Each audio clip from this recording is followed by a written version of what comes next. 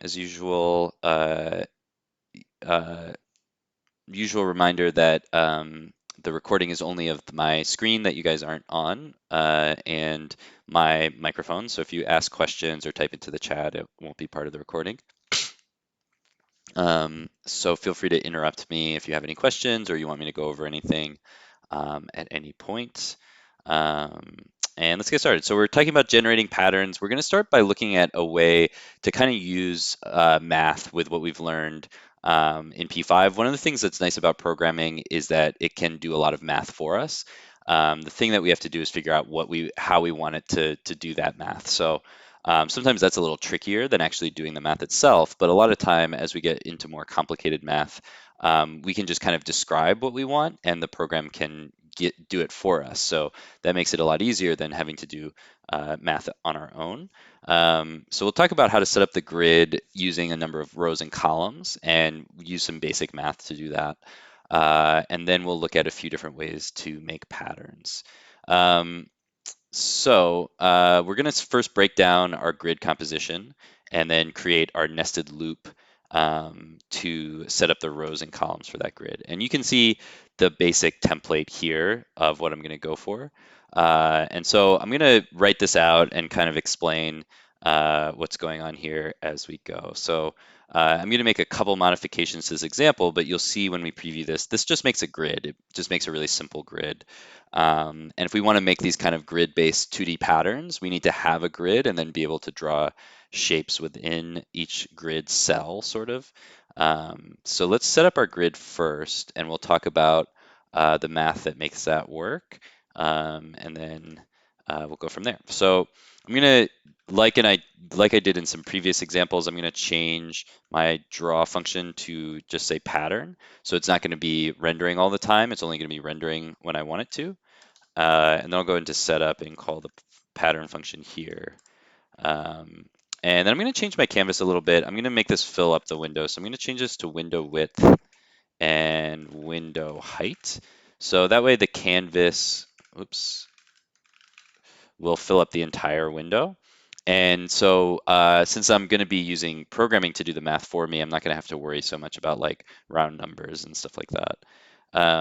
So that way I can create a pattern that'll fill in whatever space I want with the with the um, with the entire grid.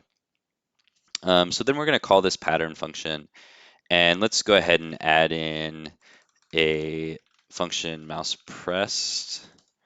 Or actually, I'll just add in a button. Or no, the button's not going to fit on the screen. So let's add a mouse pressed and just call pattern again so we can regenerate it if we want to. And then I don't think I need these anymore, so I'm going to collapse these and focus on the pattern function. Okay, so what we're going to look at is how do we make our grid using some basic math. So there's a couple of things that we know about the page. We know the width and the height of the page. And if we have like a certain number of elements that we want in our grid, we can use math to basically figure out that number of elements. So I'm just going to start with rows first. I'll just start with, columns. I'll just start with horizontal columns. So let's say in our grid we want to have 16 columns. So I'm going to say variable, I'm going to use cols as a shorthand for columns. And let's say I just want to have 16 of these. So what I need to do mathematically is not too complicated. Basically, what I need to do is, let's turn on my, oh wait, there we go. Okay. Okay, so what I want to do is I want to take this space. Okay, this is the width of my canvas, and I want to divide it 16 times. So that way I'll get 1, 2, 3, et cetera, up to 16 columns. So that's pretty simple. That's not too hard to do. We just say variable column width, so I'll call this col width, equals width of my canvas divided by cols, the number of columns. So now I have like a width for my column. So I have basically this unit, whatever this width is here for one column. And then I can update my code to match whatever number I want there. So I don't have to like calculate inside of my for loop. So now just using one for loop, so we're not going to create a nested for loop quite yet. Just creating one for loop. So I'm going to start with the x value that I want to start with. So I'm going to say for let x equals 0. So of course I'm going to start over here where x equals 0, and then I'm going to move across that column width one at a time until I fill out all of my columns. So I'm going to keep going until as long as x is less than or equal to the width of the page. So as long as x is smaller than the width of the canvas, we just keep going across the canvas. And each time I go, I'm going to say x plus equals column width. Okay, so we've calculated the width of the columns using this variable here. So width of the canvas divided by the number of columns. And so then for now, I'm just going to draw a rectangle at x and let's say 100y. And then to fill the column width, I'm just going to use column width here. And for the y value, I'll just use 100 as a placeholder for now. So there we go, we have our columns. So that was pretty simple, not too bad. Let's put a little note here. Oops, oh, I'm using a different system. Calculate width of columns and draw each column. Okay, so then we'll do same with rows. We'll do that in a second. So now the nice thing about this code is if I change this columns to 8, it just changes. We don't have to like figure out, oh, what's the width and all this stuff. We don't have to change this number here like we did in some of the previous examples. If I want like 100 columns, that'll work as well. So writing our code this way makes it a lot easier to make changes to our grid without having to do any math, any more math on our own. We just take this number. If we want it just to be 2 columns, we get 2 columns. If we want it to be 1,000 columns, I don't know if that'll work, but I guess it kind of works. You can kind of see. Um, anyway, let's go back to 16. Okay, so there we go. We have 16 columns. And now let's do our rows. So we'll do the same thing. We'll just say rows. And for now, let's stick with the same number. Let's stick with 16. And then we just do the exact same calculation. So our row height is going to be height of the canvas divided by the number of rows that we want, excuse me.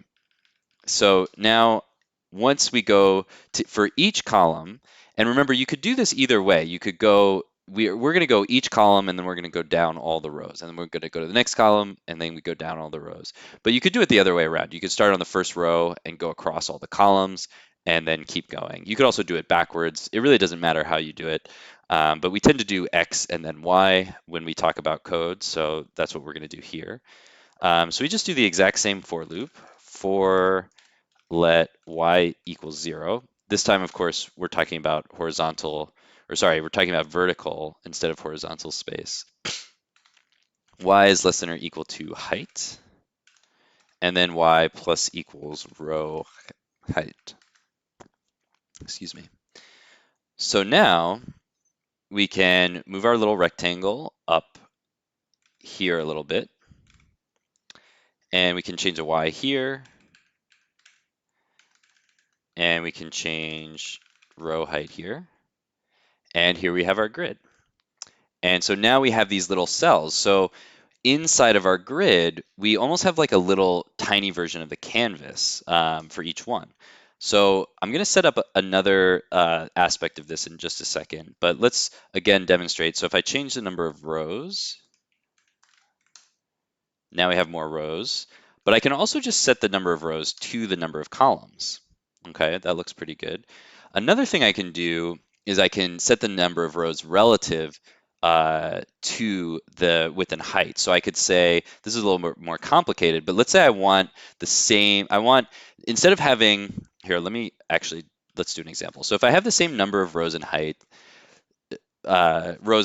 columns and rows, we have, it kind of looks like a square, but if we have like a different canvas size, like if I had a really small canvas size, now the columns are much taller than they are wide because I have the same number of rows and columns, but I have a much higher canvas than width.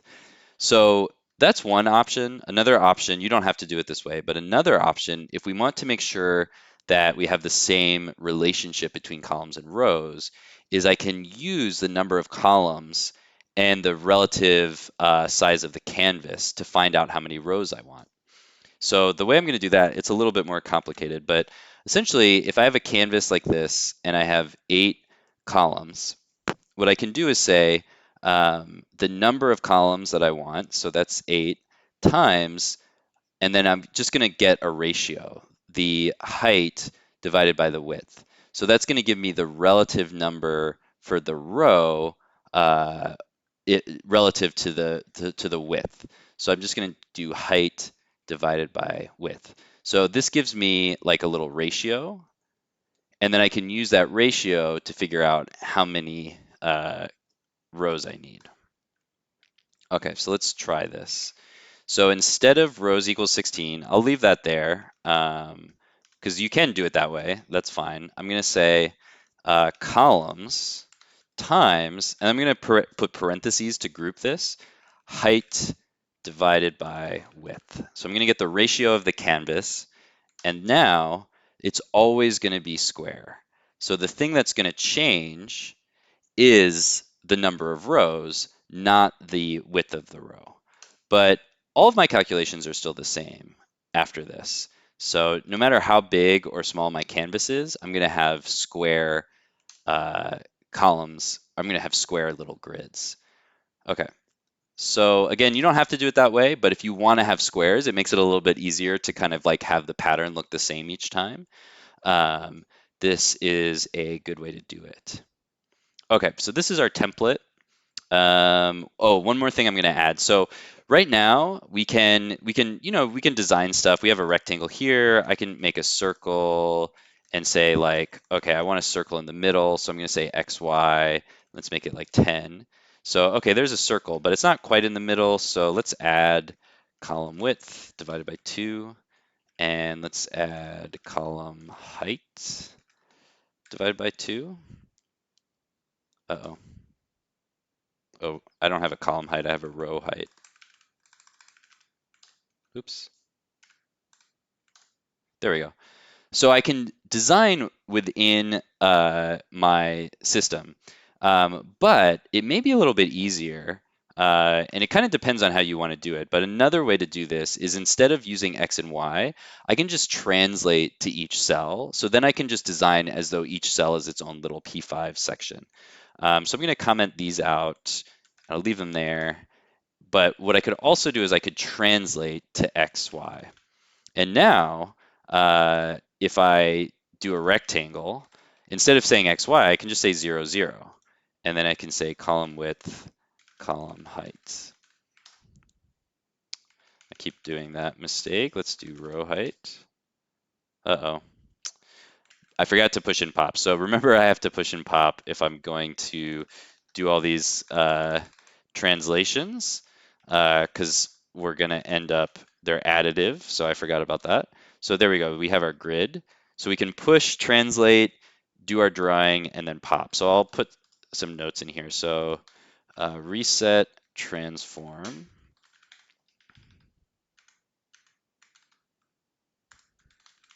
Draw it 0, 0. Or this is set transform. Reset transform. Okay, so now if I want to draw my little circle in the middle, I can say circle at 0, 0, 10. And then, okay, that's pretty close. But now I'm going to, if I want to move it to the middle, I have to say column width divided by 2 to get to the middle, and row height divided by 2 to get to the middle. And then another thing I might do, just to kind of have a shorthand, is I could also have like C equals column width, or I could just start with, or not C, W. I could rename this W, and that'll make it a lot easier. I'll do that in my other examples, but that'll make it easier so I don't have to write out column width and row height all the time. I can use shorthands for those. So let's get rid of, well, actually, I'll leave that there. So that's a little template. You can start to design your pattern around that.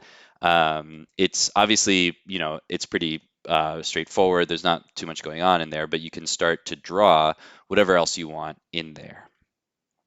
Okay. So that's basically creating the grid. And so now let's look at different ways of creating randomness to make our design a little bit more interesting.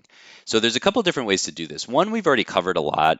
This is just adding random values, so random colors, random sizes, random offsets, uh, you know, just basically setting random numbers and just seeing what the outcome is. So we'll look at doing that in a couple examples. Um,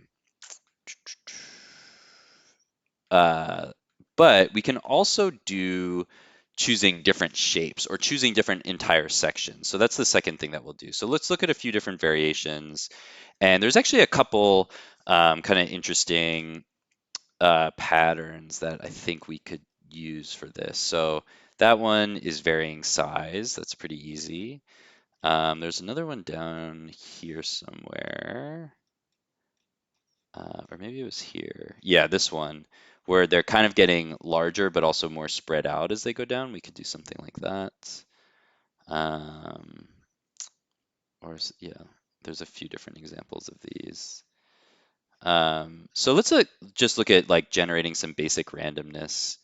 So I'm going to make a copy of this. I'm going to duplicate this, and I'm going to say pattern, or I'll just call this generative design example one.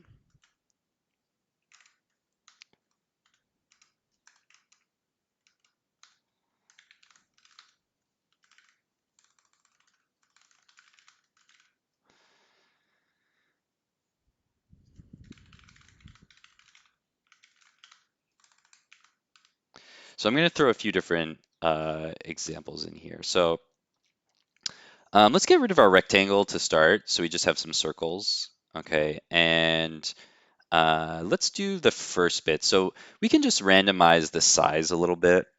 Um, so with my circle, I'm going to update this. So I'm going to change this to width, and I'll put a note here that says column width, and I'm going to change row height to H.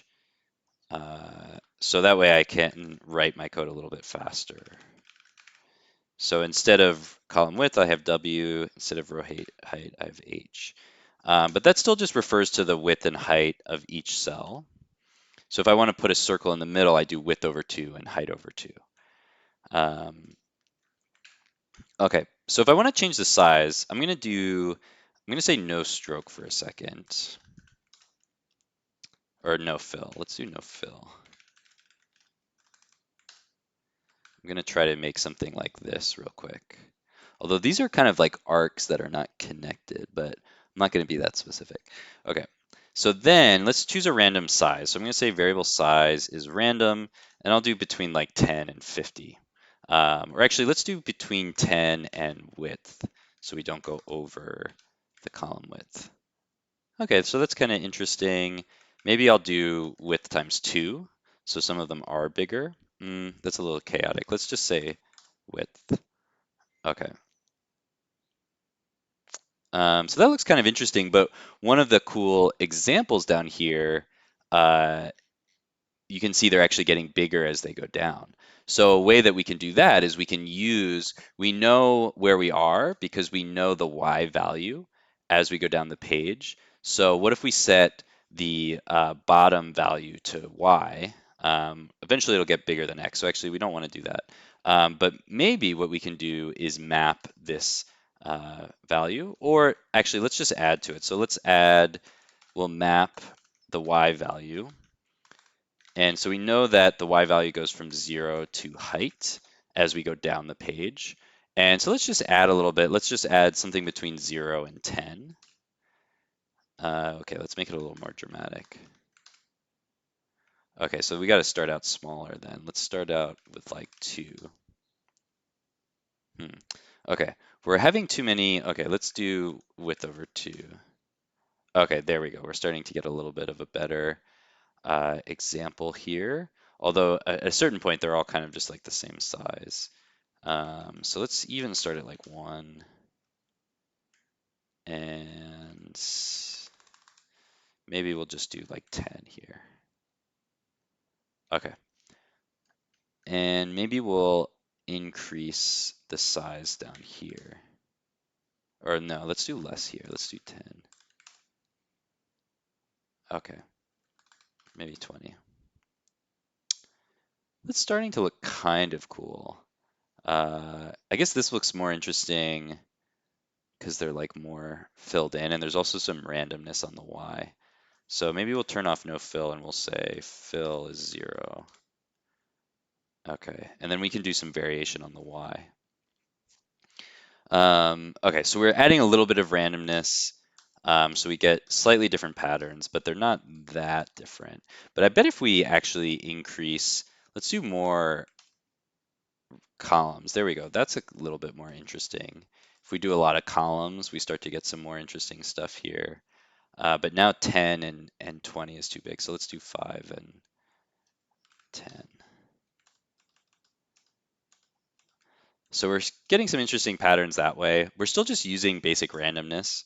Let's do that with the Y as well. So I'm going to create a Y offset because we already know the sort of default width and height is what we're using for the Y value. So let's make a Y offset. So I'll say Y offset, and I'll use map again, and I'll say map Y from 0 to height and 0 to, let's say 10 again, but I want to make this random. So let's make that the second parameter in a random. Let's say random um, between 0 and whatever this number is. And then forgot to add it. So we'll say height over 2 plus, and let's actually fill this out because it's maybe confusing to read. So we'll say variable x equals width over 2.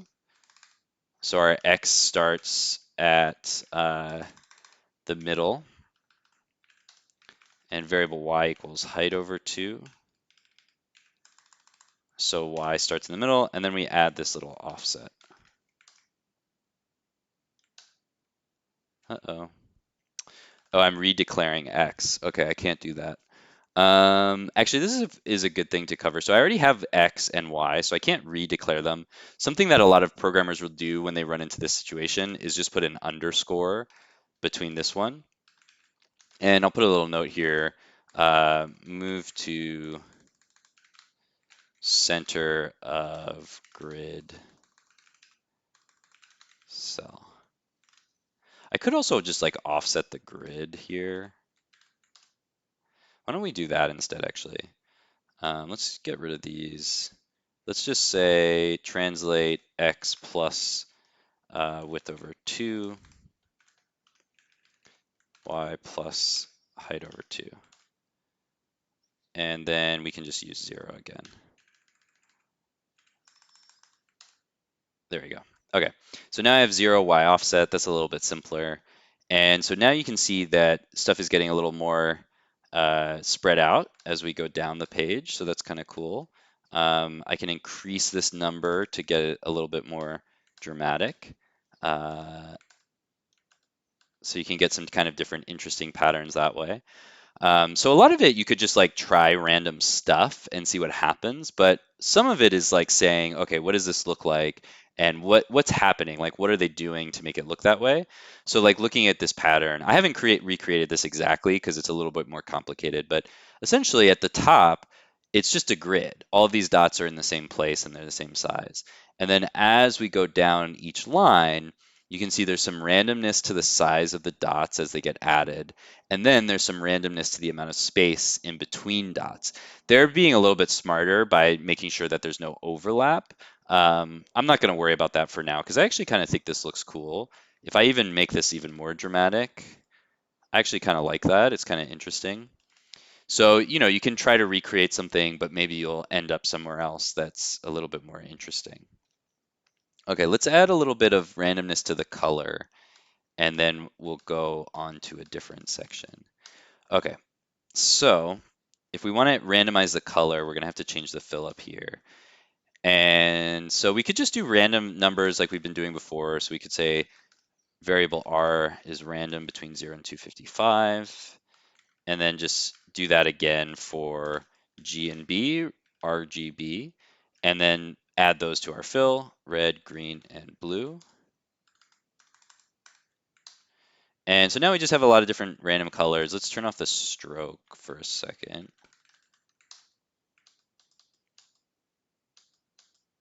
So that's kind of cool, but it feels a little chaotic. It doesn't really feel like, it also just kind of looks like a birthday cake or something like that, which is not necessarily a bad thing, but maybe not what I want to go for.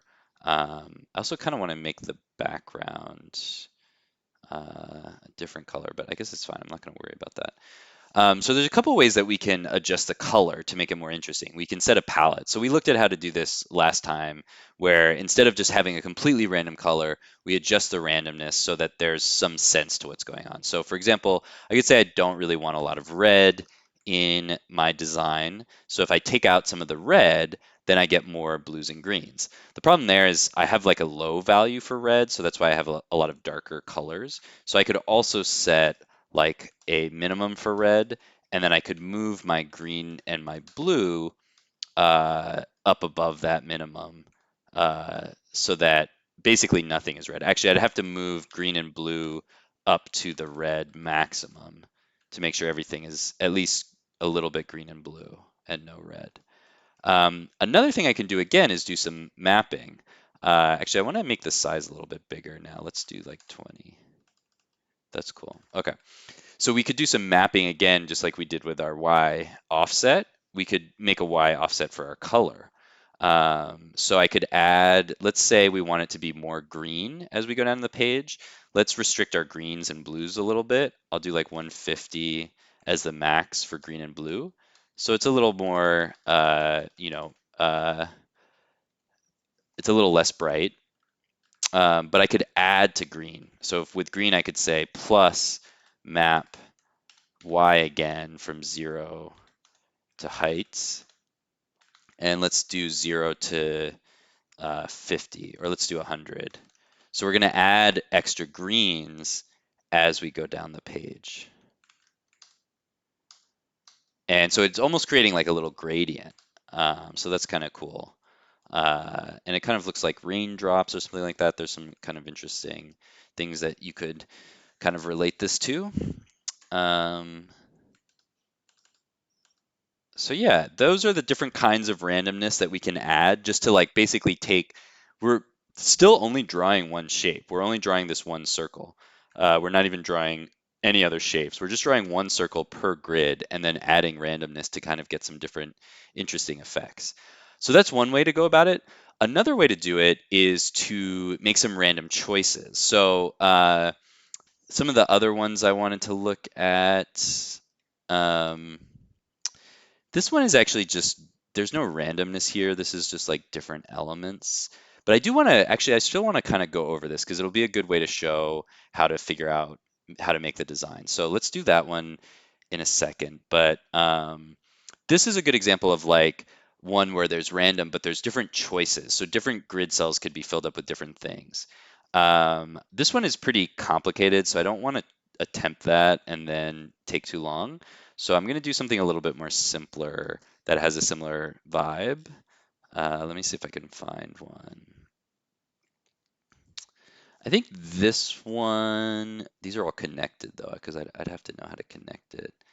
Let's see if there's another one. Something like this. This isn't as exciting, but this one is pretty easy to recreate. Let's see. That one's kind of cool, although it's very basic. I kind of like this though. It's kind of cool. That one's kind of similar to this one. That one's kind of cool. That's a different vibe. Um, I'll do this one just because it's so simple. It'll be easy. Uh, it's maybe not as interesting as like some of these other ones, but it'll be a good way to show. just making random choices. So again, one is doing randomness. We're taking a number and we're just either giving some random values around it. So it could be small or big, it could be moving up and down or changing colors.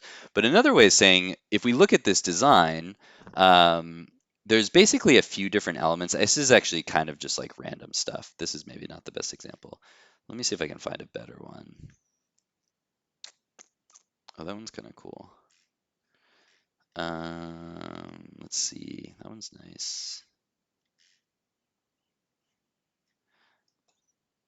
Okay, yeah, we're just seeing the same stuff. Okay, this one is easy to do. Maybe I'll do one that's super easy. Um, that's kind of similar to like maybe some of these. Yeah, that one's actually kind of interesting. Maybe I'll do that one. This is kind of a good, I wonder if these guys are using P5. No, they're just using JavaScript.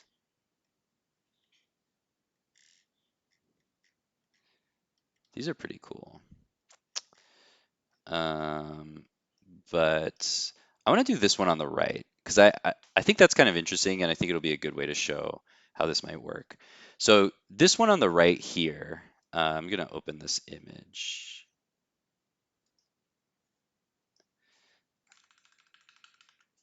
So I'm going to focus on this one on the right, where you can see there's basically a few different colors. It's not like lots of colors. There's just a few different colors. And then essentially every one of these shapes is either a triangle on the top half of the grid or the bottom half of the grid. And there's really nothing else going on. But because of the way that the sort of different patterns get added together, you get some interesting different effects. So that's what I'll do. I'll try to recreate this one on the right.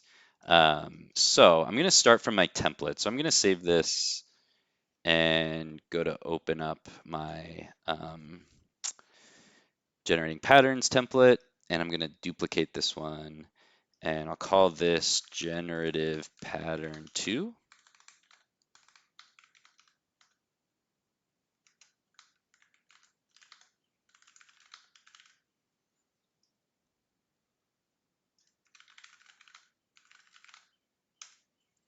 Okay, so there we go. We have our template here. And I'm going to do the same thing. I'm going to change column width to W just to save myself a little bit of time. Row height to H.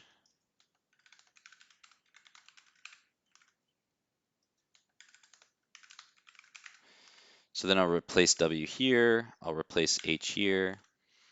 And so now I'm just going to do push and translate. And I don't think I'm going to need to do anything else here. So in this case, we're basically making simple choices. One choice is to draw this rectangle, and the other choice is to draw this rectangle. There's different ways to do this, but one really easy way to do this is just create a variable and just compare it to a number. For example, I'll do this in the console real quick. So if I have math.random, that's just going to give me a number between 0 and 1. And if I round that, if I say math.round, math.random, this is either going to be 0 or 1 every time I run this. So then I can just say if math.round, math.random is 0, do one shape. And if it's 1, do the other shape.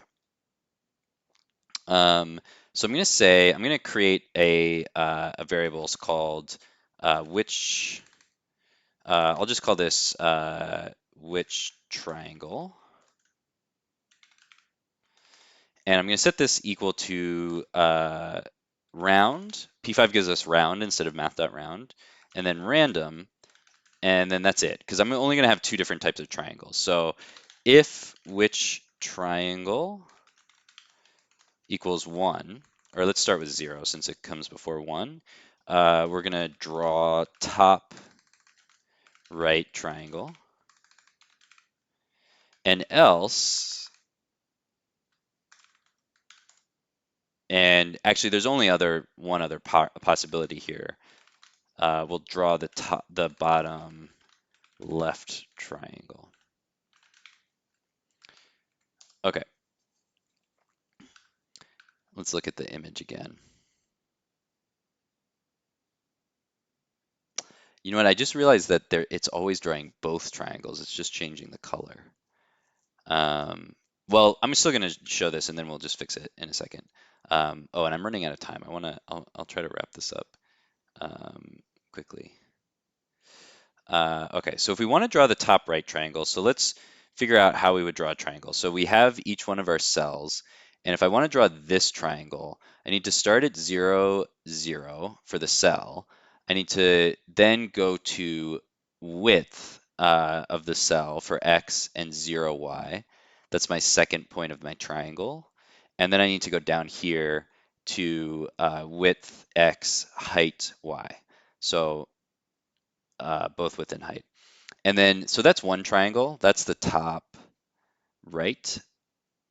And then this triangle down here is almost the same. It starts 0, 0, but then it skips width 0. It goes to width, height, and then it goes to here. And this is 0 on x and height on y. So we go just down to height, but we stay at 0x. So 0, height. Okay. So that's our bottom left triangle. Okay, so let's do that real quick. So we're going to do triangle 0, comma 0. Then we move over to width on x, 0 on y.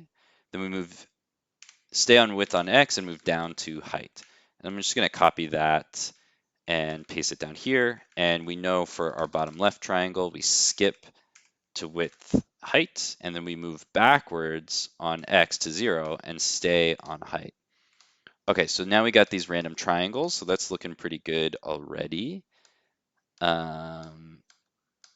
So yeah, basically we have a random triangle. Let's turn the stroke off for a second. So that's actually already kind of a cool pattern, just because we have these random triangles, but they intersect in different ways.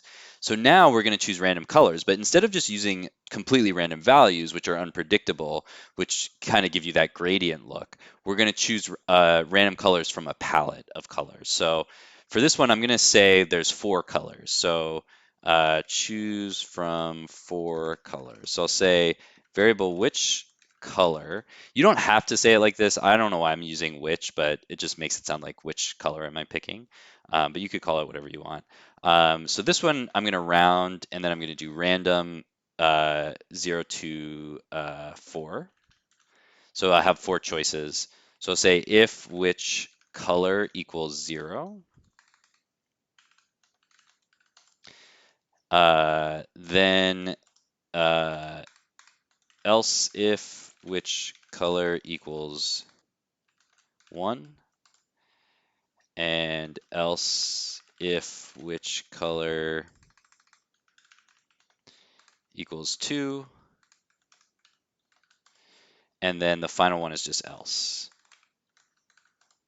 And actually, if I do round random of 4, I think that's inclusive of 4. So I need to do 3 here, so I'll have 0, 1, 2, or 3, I think, because it could go up.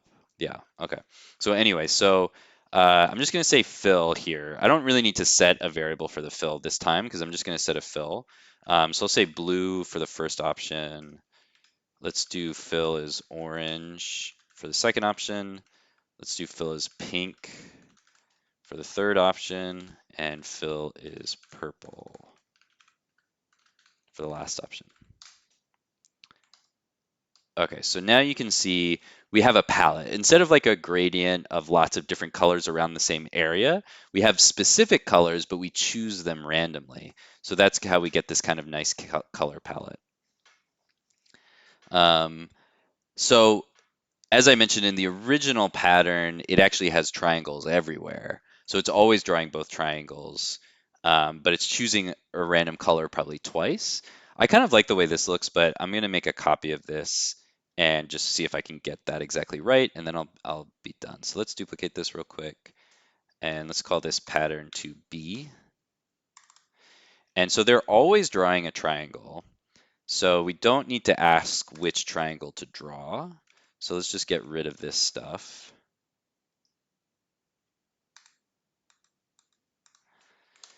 The problem now is that we need to change the color. So we need two random colors. Um, and so probably what I would normally do for this is make a separate function.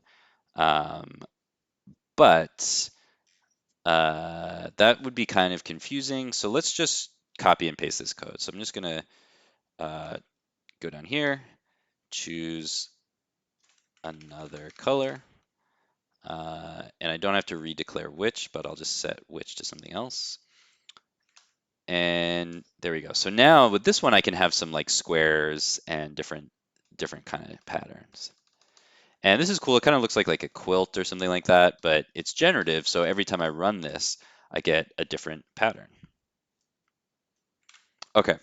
So again, that's the main point. There's two basic ways to create sort of randomness in our generative designs. One is by just creating variations in the values, so random colors, random sizes, and random positions. But another way is making choices. We can choose different shapes, we can choose different colors, and combine those together. So these are different like approaches, but when you're creating your pattern, you want to think about what can I do that will be interesting or different, from the basic, or so what's something that will be interesting to me, and then how might I recreate that? So that's something that you may want to consider when you start to work on this. Okay, so I'm gonna just quickly go over. Well, actually, I've gone over how to do a gallery before. I'm not gonna do that. We've done that before. So yeah, I'm gonna stop there. I'm gonna give you guys time to work on your assignments for the rest of class. I'll just stop this video and I'll upload it. I'll put these examples in the chat. Let me stop the video first.